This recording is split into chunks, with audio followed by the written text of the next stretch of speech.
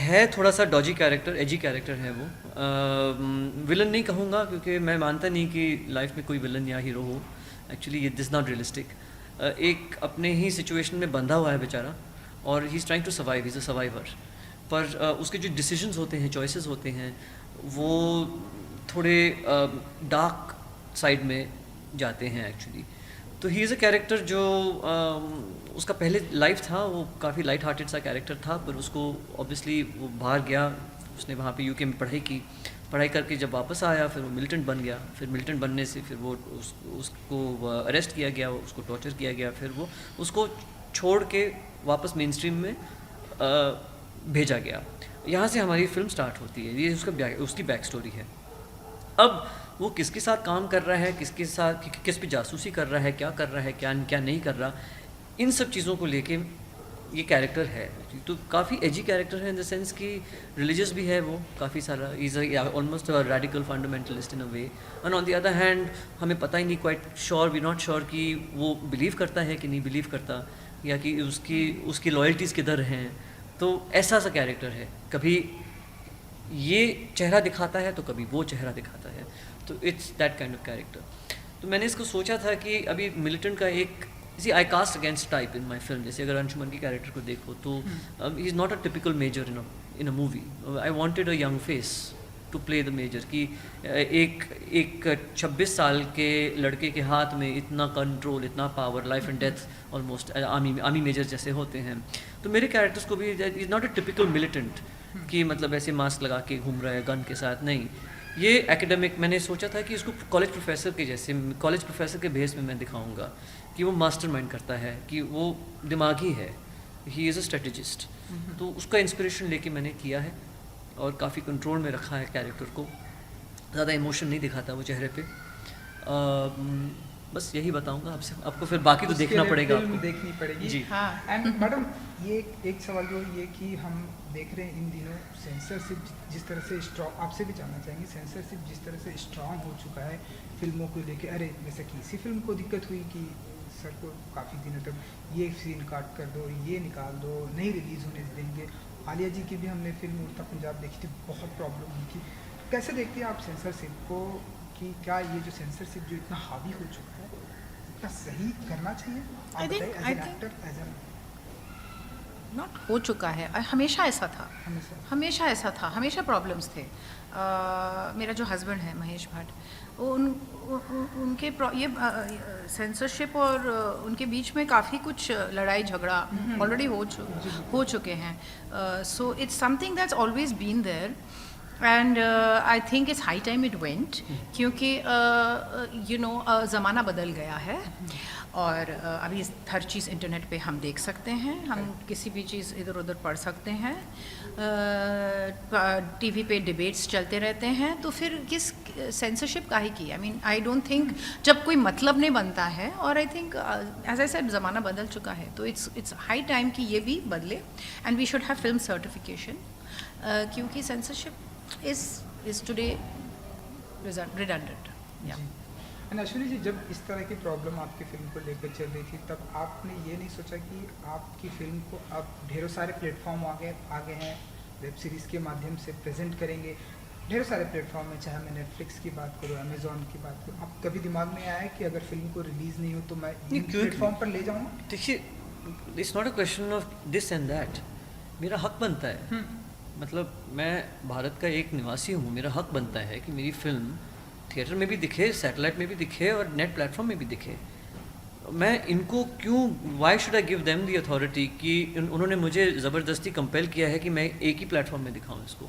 मैं चाहता हूँ कि सारे प्लेटफॉर्म्स में दिखे, और इनका काम, व्हाट अबाउट देयर वर्क, मैं तो दिखा दूँगा जहाँ पे इन्होंने जो अपना दिया है, टाइम दिया है, आए हैं, काम किया है इन्होंने, इनको भी तो देखना चाहिए ना चादर पे। और आपका हक बनता है कि आप भी देखें, मेरी पिक्चर आप देखें बड़े चादर पे, क्यों नहीं? The point is not one और the other, the point is why not all. जी मैडम, फटाफट ख़त्म करेंगे, टाइम की प्रॉब्लम हो रही है।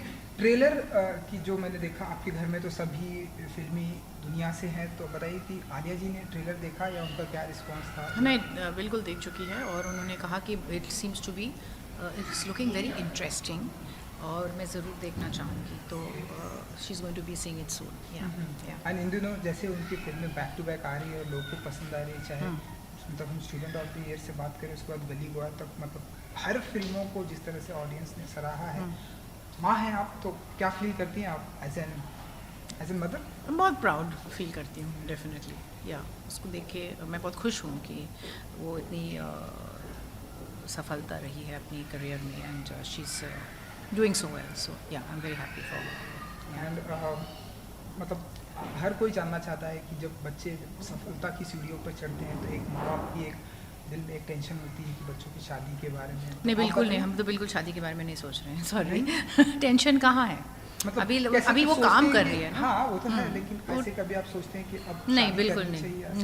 नहीं, कभी नहीं सोचती। ऐसा I mean not at the moment Not at least. at the या नॉट राइट नाउ। या फाइनली फिर रिलीज हो रही है फिल्म 5 अप्रैल को, क्या कुछ कहना चाहेंगे व्यूअर्स?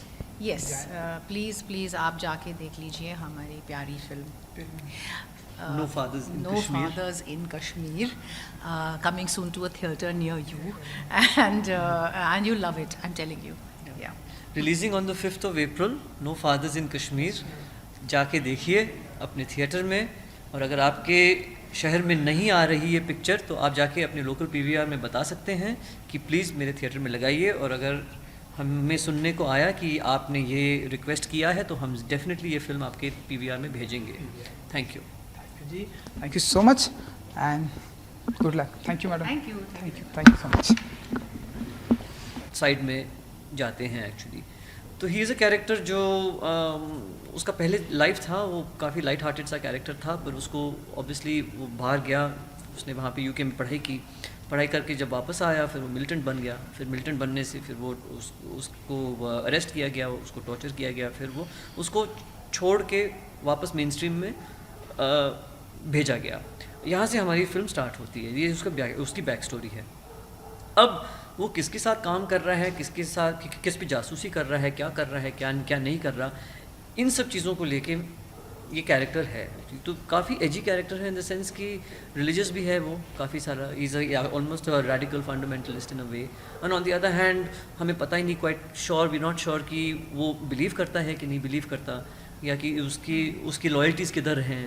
तो ऐसा सा कैरेक्टर है, कभी ये चेहरा दिखाता है तो कभी वो चेहरा दिखाता है, तो it's that kind of character. तो मैंने इसको सोचा था कि अभी मिलिटेंट का एक इसी I cast against type in my film. जैसे अगर अंशुमन की कैरेक्टर को देखो तो he is not a typical major in a movie. I wanted a young face to play the major, कि एक 26 साल के लड़के के हाथ में इतना कंट्रोल, इतना power, life and death almost army major जैसे होते हैं। तो मेरे कैरेक्टर्स को भी is not a typical militant कि मतलब ऐसे मास्क लगा के घूम रहा है गन के साथ, नहीं। ये एकेडमिक, मैंने सोचा था कि इसको कॉलेज प्रोफेसर के जैसे, कॉलेज प्रोफेसर के बेस में मैं दिखाऊंगा कि वो मास्टरमाइंड करता है, कि वो दिमागी है, ही इज़ अ स्ट्रेटजिस्ट। तो उसका इंस्पिरेशन लेके मैंने किया है और काफ़ी कंट्रोल में रखा है कैरेक्टर को, ज़्यादा इमोशन नहीं दिखाता वो चेहरे पे। बस यही बताऊंगा आपसे, आपको फिर बाकी तो देखना पड़ेगा, फिल्म आपको देखनी पड़ेगी जी। हाँ। एंड मैडम ये एक सवाल जो ये कि हम देख रहे हैं इन दिनों सेंसरशिप जिस तरह से स्ट्रॉन्ग, आपसे भी जानना चाहेंगे, सेंसरशिप जिस तरह से स्ट्रॉन्ग हो चुका है फिल्मों को लेके। अरे जैसे कि इसी फिल्म को दिक्कत हुई कि सर को काफ़ी दिनों तक ये सीन काट कर दो, ये निकाल दो, नहीं रिलीज़ होने देंगे। आलिया जी की भी हमने फिल्म उड़ता पंजाब देखी थी, बहुत प्रॉब्लम हुई थी। कैसे देखती हैं आप सेंसरशिप को, कि क्या ये जो सेंसरशिप जो इतना हावी हो चुका है इतना सही करना चाहिए? आप बताइए as an actor, as an not हो चुका है, हमेशा ऐसा था, हमेशा प्रॉब्लम्स थे। मेरा जो हस्बैंड है महेश भट्ट, उनके ये सेंसरशिप और उनके बीच में काफ़ी कुछ लड़ाई झगड़ा ऑलरेडी हो चुके हैं। So it's something that's always been there, and I think it's high time it went, क्योंकि ज़माना बदल गया है और अभी हर चीज़ इंटरनेट पे हम देख सकते हैं, हम किसी भी चीज़ इधर उधर पढ़ सकते हैं, टीवी पे डिबेट्स चलते रहते हैं, तो फिर किस सेंसरशिप का ही की? I mean I don't think, जब कोई मतलब नहीं बनता है, और I think as I said ज़माना बदल चुका है, तो इट्स हाई टाइम कि ये भी बदले, and we should have film certification, क्योंकि censorship is today redundant. Yeah. फिर रिलीज़ हो रही है फिल्म 5 अप्रैल को, क्या कुछ कहना चाहेंगे व्यूअर्स? यस, प्लीज़ आप जाके देख लीजिए हमारी प्यारी film No Fathers in No Kashmir. Fathers in Kashmir, coming soon to a theatre near you, and you'll love it, I'm telling you. Yeah. Releasing on the 5th of April, no fathers in Kashmir, जाके देखिए अपने theatre में।